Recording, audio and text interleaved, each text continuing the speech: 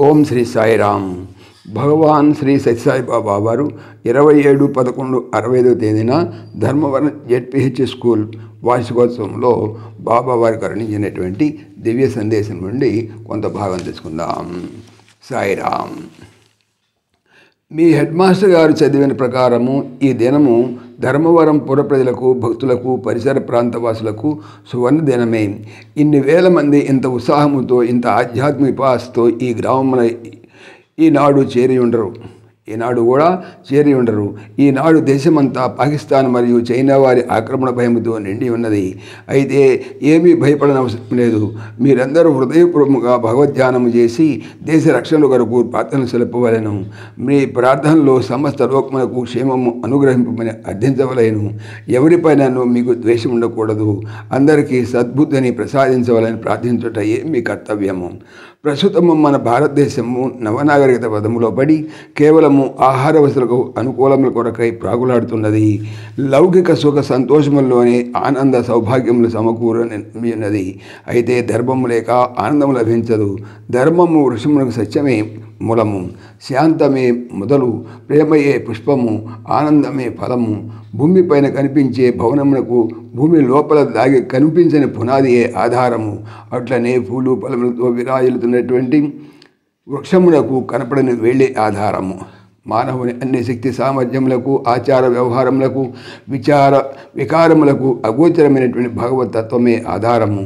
దాన్ని త్వం పదార్థము అని అందురు. తత్ పదార్థము కూడా అదే. వస్తు విషయము చక్కగా తెలుసుకున్నప్పుడు అసి తత్వము కూడా స్పష్టముగా గోచరమవుతుంది. సాధనచే అంతర్దృష్టిని అభివృద్ధి చేయటం వల్లనే వేరువేరుగా కనపడే వ్యక్తులందరూ పాత్ర విశేషమైన ఉపాధులు కానీ అందరి ఆత్మతత్వము ఏకమే అని అనుభవానికి వస్తుంది. ఆకాశములో వెలుగుతున్నటువంటి ఒకే చంద్రుడు 1000 కుండలలో 1000 చంద్రుడిగా ప్రతిబింబిస్తాడు. కుండల పగిలిన చంద్రునికి ఏమీ నష్టం లేదు. హృదయం అనే ఆకాశములో బుద్ధి అనే సూర్యుడు, మనసు అనే చంద్రుడు తిరుగుతూనే ఉంటారు. అయితే విషయవాసనలు అనేటువంటి మేఘాలు వాటి యొక్క మేధస్సును మరుగుపరుస్తుంది. కాబట్టి అవి లేకుండా చేయటమే సాధనలకు గమ్యము. అదే ఆత్మవిద్య యొక్క ప్రథమ సోపానము. మానవుడు అంతరిక్షమును, ఎన్నో లక్షల మైళ్ళ దూరమున ఉన్నటువంటి చంద్రమండలమునకు, సూర్యమండలమునకు ప్రయత్నము చేస్తున్నాడు. కానీ తన హృదయాంతరాళంలో ఉన్నటువంటి ఇంచి కూడా ప్రయాణము చేసి సాహసుడు అరుదు. లెక్కలేని ప్రాపంచిక విషయములను విచారణ చేసి బుర్రను చెడగొట్టుకునే కానీ పుట్టుక పూర్వం ఏమిటి, చచ్చిన తర్వాత ఏమిటి అని ఎవరు విచారణ చేయరు. అట్టి విచారణ చేయని జీవితము వ్యర్థము, తల్లుల కడుపు చేటు. ఈ విచారణ సలుపు విద్యయే ఆత్మవిద్య. ఆత్మవిద్య మానవునికి నిర్మలమైన, నిశ్చలమైన ప్రశాంతతను ప్రసాదించును. జపధ్యానములు, భగవన్నామస్మరణ, నామ సంకీర్తనము, సత్సంగము, సత్శీలములు, సద్గ్రంథ పఠనము ఇవన్నీ కూడా ఆ విద్యను నేర్పడానికి తొలి పాఠములు.